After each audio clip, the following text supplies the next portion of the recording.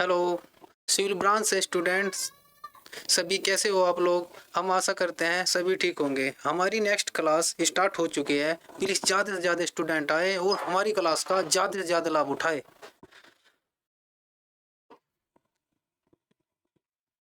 Question, L लंबाई की cantilever धरन पर प्रति इकाई एल डब्ल्यू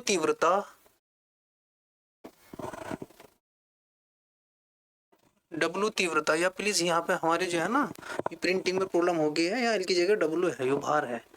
तीव्रता का संवितरित भार संपूर्ण विस्तृति पर लगाया धरन में अधिक झुकाव हो गया। और देखो कंटिलीवर धरन का प्लीज चित्र बना लेते हैं। ये हमारा कंटिलीवर, ये हमारा बीम हो गया ये, और इस पे ये डब्ल्यू भार लगा है एल लंबाई पर। आरआरबी जे में क्वेश्चन आया है। क्वेश्चन बहुत सिंपल है, देखिए प्लीज। और हमारे से पूछा है एग्जामिनर ने कि अधिकतम झुकाव मतलब इसका एंगल पूछा। एंगल मतलब झुकाव मतलब सबसे पहले हम इसका विक्षेप देख लेते हैं। वाई मैक्स डब्लो एल की घात 4/8 EI। देखो एग्जामिनर ने हमारे से ये नहीं पूछा, लेकिन ये मैंने आपकी नॉलेज के लिए बताया। एग्जामिनर ने जो पूछा वो पूछा है इसका झुकाव थीटा मैक्स डब्लो एल की घात 3/6 EI। देखो ये पूछा था अधिकतम उसका एंगल अधिक झुकाव होगा। आरआरबी जे में क्वेश्चन है, तो कितना सिंपल क्वेश्चन है। 4 ऑप्शंस में थे, जो ये ऑप्शंस मिलेगा तो ये ठीक होगा। देखो यहाँ पे हमारा जो हमारे कंटिलीवर जो बीम है ना, उसके जो माने संपूर्ण आकार पर लगा हुआ भार है, ये तो हमारा डब्लो, ये रहा डब्लो भार हो गया, वेट बोलते हैं इसको, भार। और ये हमारी होगी इसकी लंबाई है जिस पर भार लगा हुआ है, लेंथ। और ये हमारा हो गया angle.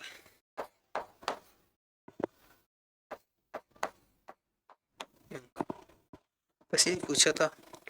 Please next question.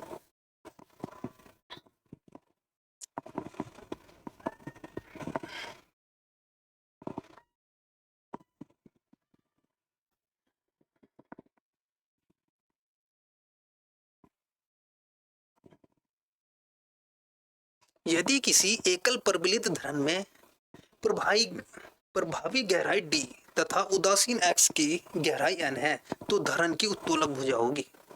Most important question है। देखने में काफी भारी लग रहा, लेकिन है बहुत सिंपल। मतलब उत्तोलक भुजा पूछा।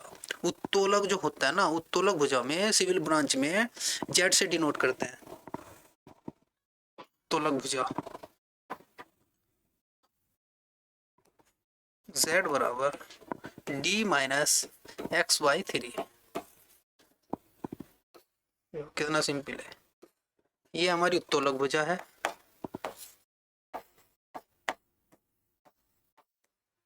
उत्तोलक भुजा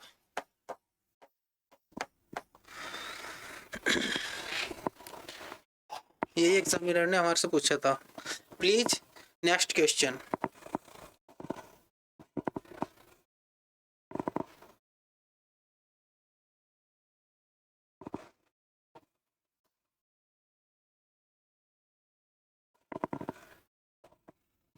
समदैशिक मर्दाओं के लिए, मतलब सभी दिशाओं में जो मर्द है उनके लिए पूछ रहा है। समदैशिक मर्दाओं के लिए एक प्रवाह जाल में से विसर्जन Q के लिए अभिव्यक्ति है। NHPC जेई में आया हुआ है क्वेश्चन है, बहुत अच्छा क्वेश्चन है। देखो Q NHPC जेई में आया हुआ क्वेश्चन है, और 2017 में क्वेश्चन आया था। ये बड़ा मोस्ट इंपोर्टेंट क्वेश्चन है, बार बार रिपीट होता है क्वेश्चन। देखिए KH गुना NF/ND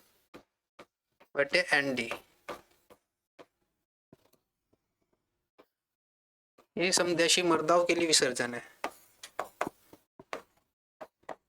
समदैशिक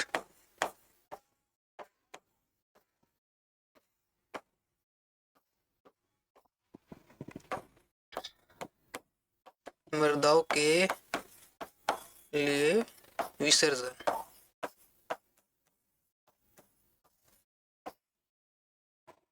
कितना मोस्ट इंपोर्टेंट क्वेश्चन था। अगला क्वेश्चन देखिए।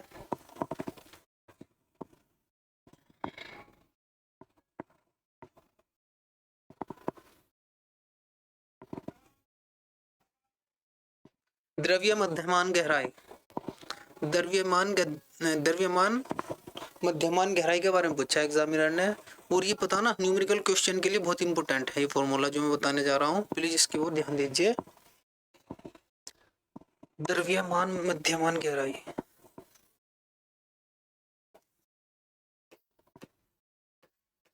द्रव्य मध्यमान गहराई,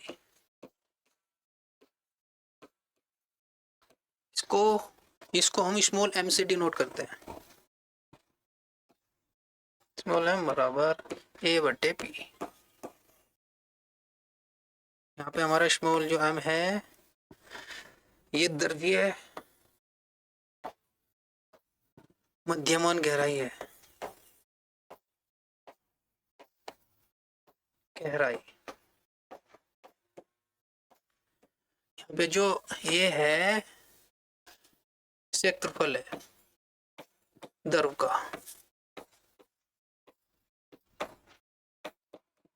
यहाँ पे ये परिमाप है, ये हो गया हमारा द्रव का।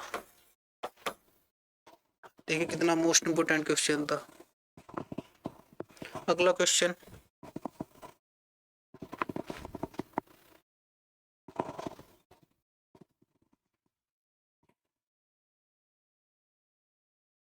यदि किसी फसल के लिए आधार काल 120 दिन, उगती 1400 हेक्टेयर क्यूबिक मीटर है तो उस फसल का डेल्टा क्या होगा। ये क्वेश्चन तो बार बार रिपीट होता है। ये जल निगम में भी आया था क्वेश्चन, जल निगम जेई में जो 2014 में भर्ती आई थी, और UPRNL भी जेई में भी क्वेश्चन आता है। ज़्यादातर स्टेट लेवल में ज़्यादा जो है ना रिपीट होता है क्वेश्चन। और जो है ना हमारी जो बुक है सिविल ब्रांच की वो इरिगेशन, ये इरिगेशन बुक्स है। आधार कार्ड डेल्टा बताना, डेल्टा को हम डेल्टा 8.64 गुना B/D। इस क्वेश्चन में न्यूमेरिकल क्वेश्चन है सिविल ब्रांच से संबंधित।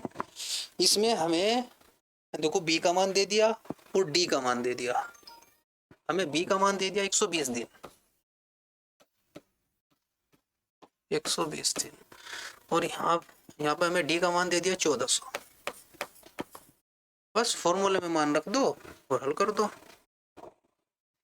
देखिए आप लोग 8.64 इंटू 120 कौन 1400, 1 0 से 1 0 काट दो, 2 6 12, 2 7 14, और इससे हम इसे काटेंगे। देखो 7 कम 7, 7 कम 7 और 7 दूनी 14। 5 क्वेश्चन है और उत्तर लाना हमें इसमें तो लगभग 740 mm, 740 mm answer. That's all. देखिए क्वेश्चन कितना हल्का था। अरे 7 कम 7, 7 दूनी 14, वही आएगा 740 mm लगभग। अगला क्वेश्चन,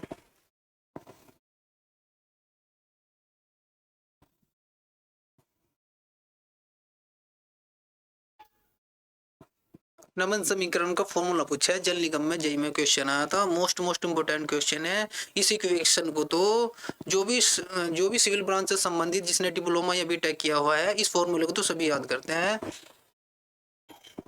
जो नमन समीकरण होता है एक ऐठन समीकरण होता है, ये फॉर्मूले जिसके याद नहीं है ना तो समझो उसने कुछ नहीं पढ़ाई करी। ये आम फॉर्मूला होता है, लगभग हाँ, लगभग सभी में यूज होता है। और देखो नमन समीकरण पूछा है। देखो नमन माने होता है झुकना, जो मुड़ना झुकना, जो ऐंठना तो कुछ जो क्या क्या करे, एक जो अलग तरीके से होता है किस चीज को ऐंठना करना, और होता है किस चीज जैसे कोई चीज ऐसे है तो ऐसे ऐंठ से तो होता है क्या किस चीज का। और देखो नमन समीकरण,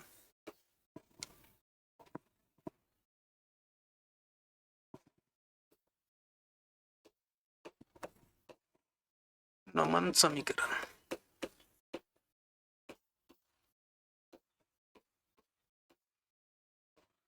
नमन समीकरण का फॉर्मूला पूछा है, मोस्ट इंपोर्टेंट फॉर्मूला है, बार बार रिपीट होता है, किसी भी एग्जाम में देख लो, और ज्यादातर रेलवे जेई में ही बहुत आता है फॉर्मूला। एम बटे आई, एफ बटे वाई, और ई बटे आर। जो स्टूडेंट हमें देख रहे होंगे लाइव, ये जानते होंगे इस चीज को क्या पढ़ा रहे हैं, मोस्ट इंपोर्टेंट चीज है ये। देखो स्टूडेंट को हम बोलते हैं कि सरकारी नौकरी करने के लिए काफी मेहनत करनी पड़ती है, दूसरे दूसरे स्टूडेंट से तो ज्यादा पढ़ना पड़ेगा। एक स्टूडेंट 4 घंटे पढ़ रहा है तो दूसरे को 6 घंटे पढ़ना पड़ेगा, तभी तो आप सरकारी जेई बनोगे। अभी लगभग लगभग 1 महीने बाद रेलवे जेई की वैकेंसी आ रही है, और जो लगभग जो है ना भारी वैकेंसी आ रही है बहुत। तो इसलिए ज़्यादा से ज़्यादा स्टूडेंट ध्यान दीजिए और अपने नोट्स भी बना लीजिए अभी से ही।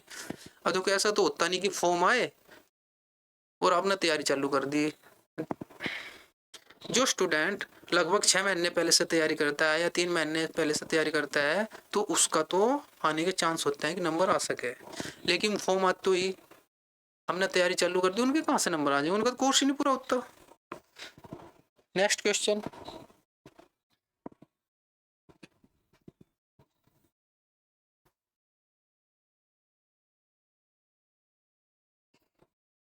रीव के सूत्र के अनुसार बाढ़ के आंकलन में शिखर विसर्जन निम्नलिखित अनुपाती होगा। अब देखो ये सिविल ब्रांच से संबंधित बुक होती है, ये जो हमारी बुक है ना, ये हमारी सोम से संबंधित क्वेश्चन है। देखो किसी किताब में जो राइटर अलग अलग हो, किसी में तो लिखा हुआ है रीव और किसी में लिखा है रीवा, तो बात एक ही है, सिर्फ समझने का है, फॉर्मूला सेम है इनका। तो रीव के सूत्र के अनुसार बाढ़ के आंकलन में संबंधित विसर्जन क्या है। बहुत अच्छा क्वेश्चन है। देखो Q बराबर, हमेशा विसर्जन को Q से ही डिनोट करते हैं या प्रदर्शित करते हैं हिंदी में। Q बराबर शी ए की पावर 2/3। ये हमारा यही पूछा था, ये हमारा Q विसर्जन हो गया।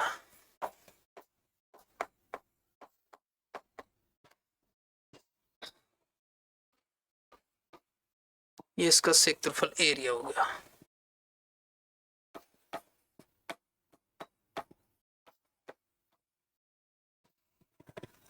वो कितने सिंपल सिंपल क्वेश्चन पूछ रहा है एग्जामिनर, लेकिन कुछ देखो पढ़ोगे तो पता भी चलेगा भाई इसका फॉर्मूला क्या आता है। 4 ऑप्शंस होते हैं, उनमें से तो आता है कुछ ना कुछ, और जिसने पढ़ रखा होगा तो ठीक पे क्लिक कर देगा। नेक्स्ट क्वेश्चन,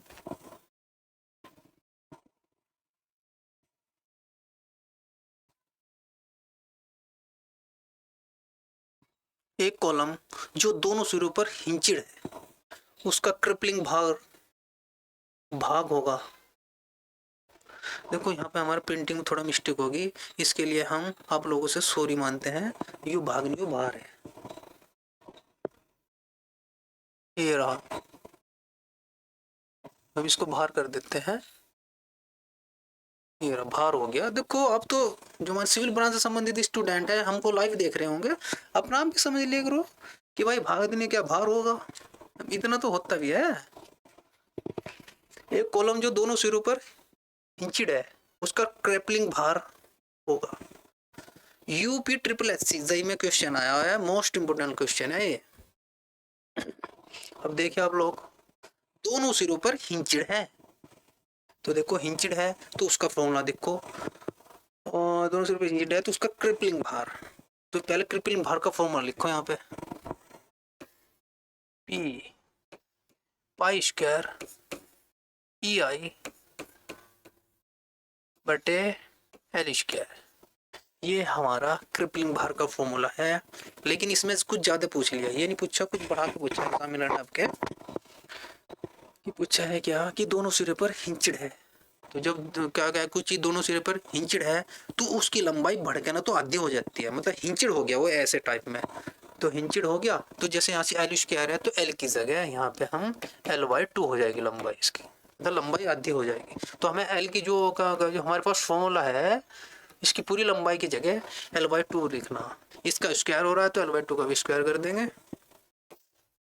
तो P बराबर पाई स्क्वायर ई आई बटे L/2 का वर्ग। तो पाई स्क्वायर ई आई बटे L²/4, ये हमारा 4 चला गया ऊपर। तो दिस इंप्लाइज P बराबर पाई स्क्वायर ई आई, ये 4 इधर आ गया था, 4 पाई स्क्वायर ई आई बटे L²। यही एग्जामिनर ने पूछा था। ज्यादातर जो लड़के होते हैं, स्टूडेंट होते हैं, जो आपस में ज्यादा लोग बोलते हैं ना कि हम तो बहुत होशियार है, और क्या उसको बोलते हैं ओवर कॉन्फिडेंस। ओवर कॉन्फिडेंस में क्या करते हैं, देखो ऑप्शंस में आएगा तो ये जो हमने लिखा, लेकिन क्या लड़के क्या लिखते हैं इसको, ये क्या ये वाला कि भाई क्रिबलिंग भार का फॉर्मूला तो ये था कि पी बराबर पाई स्क्वायर ई आई बटे L²। लेकिन एग्जामिनर ने तो क्या क्वेश्चन कुछ बढ़ा दिया ना, तो उसने क्या क्या उसने बताया कि दोनों सिरे पर हिंचड़ है, तो हिंचड़ के लिए तो लंबाई आधी हो जाएगी उसकी, तो लंबाई आधी हो जाएगी। क्या जो भी हमारा क्रिपलिंग का जो क्या फॉर्मूला है उसमें लंबाई आधी करके बस ऐड कर दीजिए, फॉर्मूला बाद में आ जाएगा फिर दूसरा। Next question.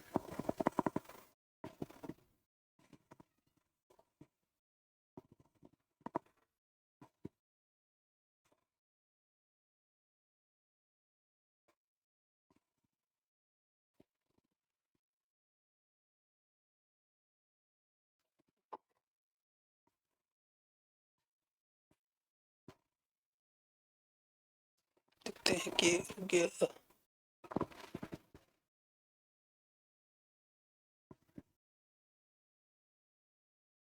कंक्रीट में चरम नमन विकृति का मान क्या होगा। कंक्रीट में चरम नमन विकृति का मान क्या होगा। क्वेश्चन बहुत सिंपल है, बहुत हल्का है, लेकिन क्वेश्चन फंसा रहा है।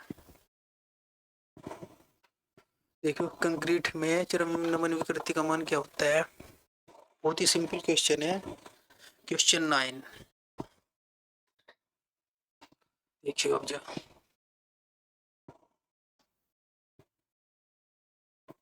कंक्रीट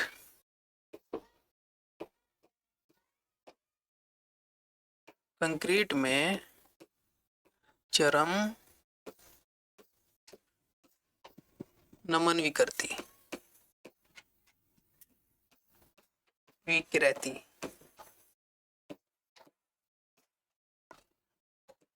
टू 0.0035 होती है। देखिए ऑप्शंस में यही मिलेगा 0.0035,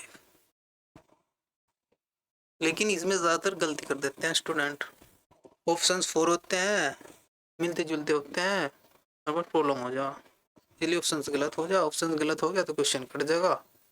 ज्यादातर एग्जाम में जेईई के एग्जाम में माइनस मार्किंग आती है अब जा,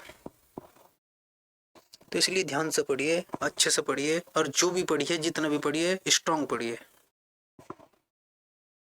अगला क्वेश्चन।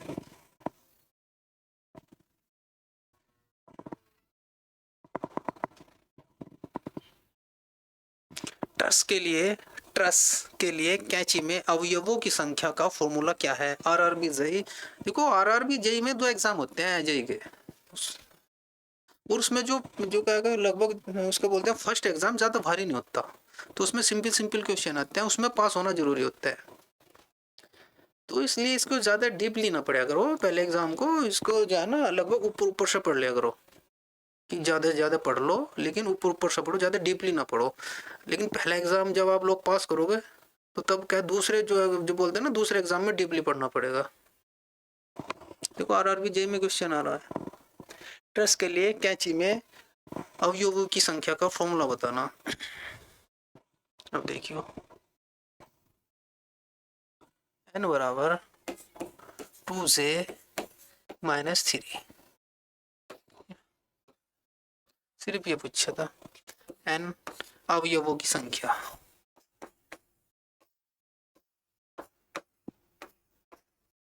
अवयवों की संख्या, देखो हम कोई ट्रस बनाते हैं जिसको झोपड़ी नुमा बोलते हैं, वही ट्रस होती है। वो एक तरीके से मकान समझ लो, ट्रस समझ लो।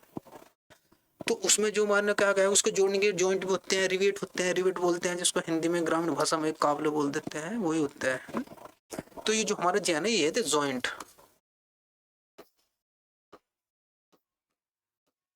जॉइंट। और हिंदी में लिख रहे हैं, थोड़ा मिस्टेक होगी तो प्लीज इसके लिए वो कुछ नहीं है। हिंदी में पहली बार पढ़ा रहे हैं यूट्यूब पे, वो भी सिविल ब्रांच से संबंधित। यानी किसी भी कोचिंग सेंटर पे, ऑफलाइन हो, यूट्यूब पे हो, आप कहीं भी जाओगे ना तो इंग्लिश में ही पढ़ने के लिए मिलेगा आपको।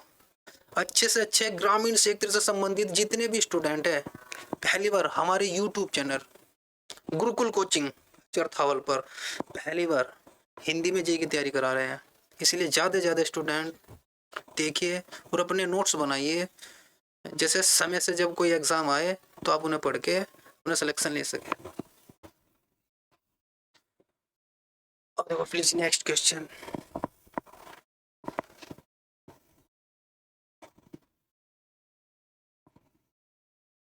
एक चैनल में शामिल होता है। चैनल ये होता है बैंड टाइप, कोई भी चीज़ हो उसको चैनल बोल दिया और कुछ नहीं होता है। देखो समझना चाहिए, हिंदी में भी इंग्लिश में, इंग्लिश बोल दिया चैनल क्या होता है, चैनल क्या होता है, उसमें क्या क्या चीज़ हो। और देखो एक चैनल बना लेते हैं सबसे पहले, उसके द्वारा समझाएंगे, आपको भूलेंगे नहीं कभी भी। ये कोई हम चैनल बना लेते हैं, ये हो गया, इस टाइप का कोई चैनल बना लिया, ये रहा, क्योंकि चैनल हो गया। तो ये पोर्शन हमारा जो मानो वर्टिकल होता है, वर्टिकल ऊर्ध्वाधर, इसको बोलते हैं वेब।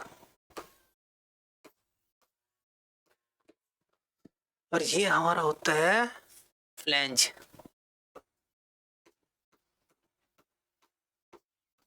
Flange, flange.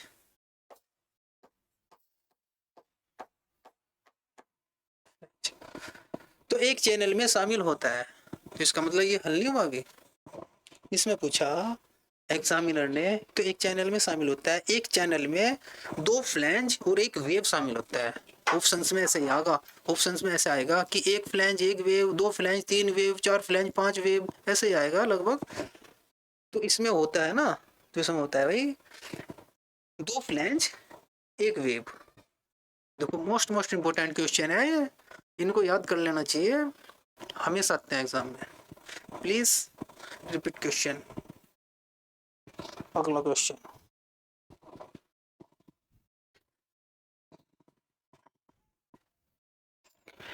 एल लंबाई वाले किसी स्तंभ के लिए जिसका एक सिरा आबद्ध, एल लंबाई वाले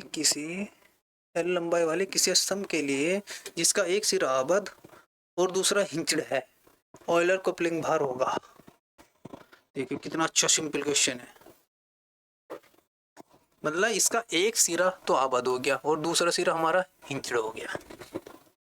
इस चीज से पता चल रहा है हमें, वही पूछा है ऑयलर क्रैपलिंग भार।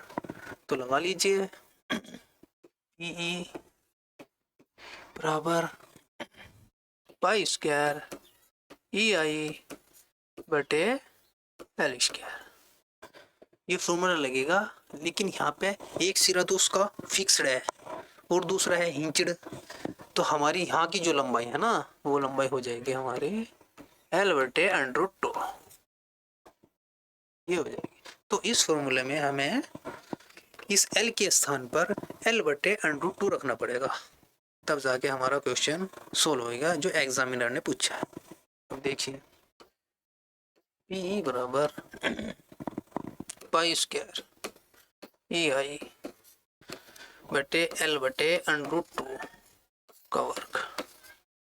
तो पाई स्क्वायर ई आई बटे एल स्क्वायर बटे 2, ये 2 पर चले जाएगा तो पाई स्क्वायर ई आई, ये 2 पर आ गया था ना, तो 2 पाई स्क्वायर ई आई बटे एल स्क्वायर। तो यही हमें सिद्ध करना था और यही पूछा था एग्जामिनर ने। वो कितना अच्छा क्वेश्चन है।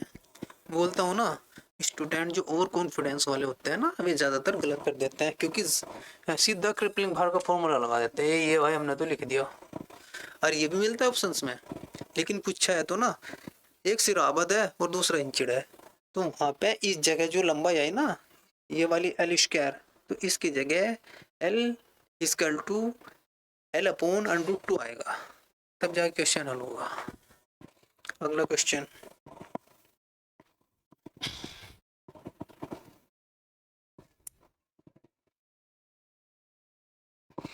देखो very very very most important question, जो लगभग सभी एग्जामों में देखा है, सिविल ब्रांच से संबंधित जेई मतलब बीओडी से संबंधित क्वेश्चन आ जाता है। देखियो, बीओडी परीक्षण कितने तापमान पर किया जाता है? बीओडी परीक्षण, देखो बीओडी परीक्षण की एक सिंपल सी डेफिनेशन है, जो हमेशा आप लोगों को मैं बताने जा रहा हूँ, हमेशा याद रहेगी। बीओडी जो परीक्षण है हमारे देश में 37 डिग्री सेंटीग्रेड पर किया जाता है। हमारे देश में, हमारे देश भारत, बीओडी परीक्षण हमारे देश भारत में 37 डिग्री सेंटीग्रेड पर, 37 डिग्री सेंटीग्रेड पर किया जाता है।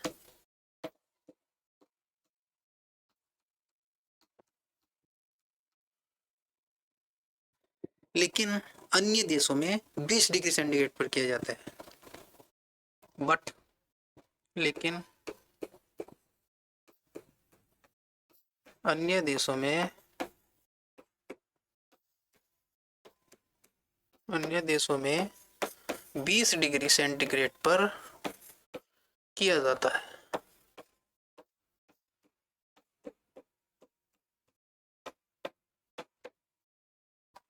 लेकिन इसकी अवधि कितनी होती है? 5 दिन, 5 डेज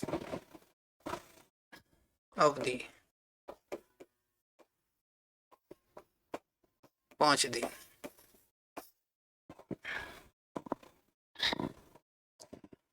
देखो भूल जाओगे आप इसे, नहीं भूल लगे। बीओडी परीक्षण भारत में 37 डिग्री टेम्परेचर पर किया जाता है, लेकिन अन्य देशों में 20 डिग्री टेम्परेचर पर किया जाता है। और जो इसका समय काल होता है करने का, वो 5 दिन होता है अवधि। हो गया? ये कितना अच्छा क्वेश्चन था, बहुत इंपॉर्टेंट क्वेश्चन है ये। देखो इसमें तो कुछ भी पूछ लेता है कि भारत में बीओडी परीक्षण कितने टेम्परेचर पर किया जाता है, लेकिन ये ना कि ऐसे पूछ ले कि अन्य देशों में बीओडी परीक्षण कितने टेम्परेचर पर मानव किया जाता है। लेकिन हाँ, इसमें एक पॉइंट हो रहेगा, लेकिन ये किया जाता है क्या, यूँ किया जाता है कि सीवेज की सांद्रता ज्ञात करने के लिए। सीवेज, सीवेज की सांद्रता, सांद्रता ज्ञात करने के लिए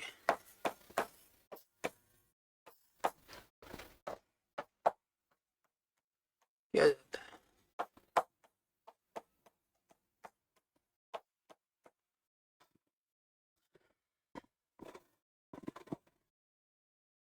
अगला क्वेश्चन देखिए,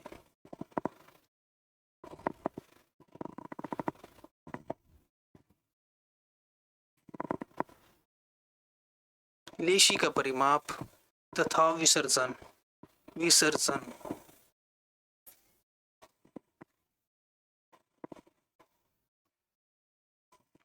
लेसी का परिमाप तथा विसर्जन में संबंध बताओ। मोस्ट इंपोर्टेंट क्वेश्चन है, लेसी का परिमाप तथा विसर्जन में संबंध। तो हमारा P बराबर, देखो लेसी का परिमाप तथा विसर्जन में संबंध, ये क्वेश्चन रेलवे में भी आया हुआ है और SSC में भी आया था। 4.76 अंडर क्यूब ये क्वेश्चन है। P बराबर 4.75 अंडर क्यूब। ऐसे ना लिख के ऑप्शंस में ऐसा ना मिले आपको तो दूसरे तरीके से मिल सकता है, ऐसे भी मिल सकता है। P इक्वल टू 4.75 क्यू की पावर 1/2। हमारे दोनों ठीक है। रूट का मतलब 1/2 होता है, ये बता देता हूँ,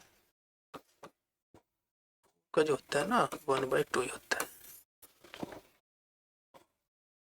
ऐसे भी ठीक है हमारा, ये भी ठीक है, ये भी ठीक है। जो सभी ऑप्शन में मिले उसी को राइट मान लीजिए। अच्छा क्वेश्चन है, मोस्ट इम्पोर्टेंट क्वेश्चन है। Please next question.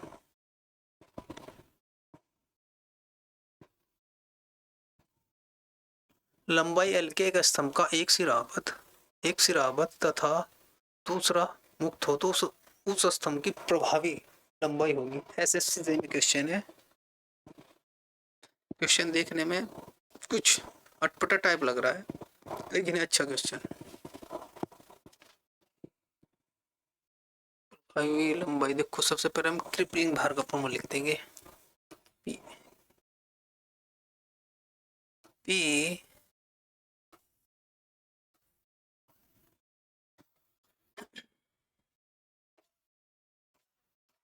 बराबर पाई स्क्वायर EI बटे L स्क्वायर, हमारा फॉर्मूला है। क्वेश्चन यहाँ हमारा समाप्त नहीं होता, क्वेश्चन में और भी ज्यादा पूछा है। लंबाई के एक स्तंभ का एक सिरा तो उसका आबद्ध है मतलब फिक्स्ड है और दूसरा स्वतंत्र है, तो लंबाई हमारी डबल हो जाएगी। यहाँ पे L बराबर हमारा हो गया L बराबर 12 हो जाएगी क्योंकि लंबाई तो डबल होगी ना। तो देखिए प्लीज, P बराबर पाई स्क्वायर EI बटे 12 का वर्ग बराबर पाई स्क्वायर EI बटे 4L का वर्ग। ऑप्शंस में ये आएगा तो आपका क्वेश्चन ठीक है, वरना गलत है क्योंकि यहाँ पे एक सिरा आबद्ध है, मतलब आबद्ध का मतलब होता है फिक्स्ड, मतलब फिक्स है एक सिरा कॉलम का, और दूसरा है स्वतंत्र। स्वतंत्र का मतलब वो बिल्कुल किसी चीज से बंधा हुआ नहीं है, मतलब ओपन नहीं है। Next question.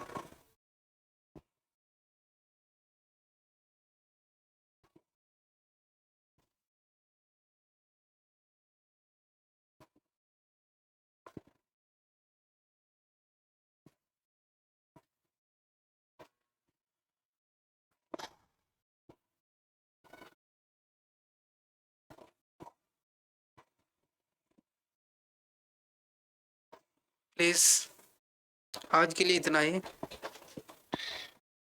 नेक्स्ट क्लास हमारी कल आरंभ होगी और ज्यादा से ज्यादा स्टूडेंट आए और हमारी क्लास का ज्यादा से ज्यादा लाभ उठाए, क्योंकि पहली बार गुरुकुल कोचिंग चरथावल पर स्पेशल सिविल ब्रांच से संबंधित जो भी स्टूडेंट जेई की तैयारी कर रहे हैं वे हमारे चैनल पे ज़्यादा से ज़्यादा स्टूडेंट आए और हमारी क्लास का लाभ उठाए और जेई के फॉर्म आने से पहले ही अपनी पूर्ण तैयारी कर लीजिए, अपने नोट्स बना लीजिए जिससे एग्ज़ाम के समय आपको प्रॉब्लम ना हो। आज के लिए इतना ही। Best of luck.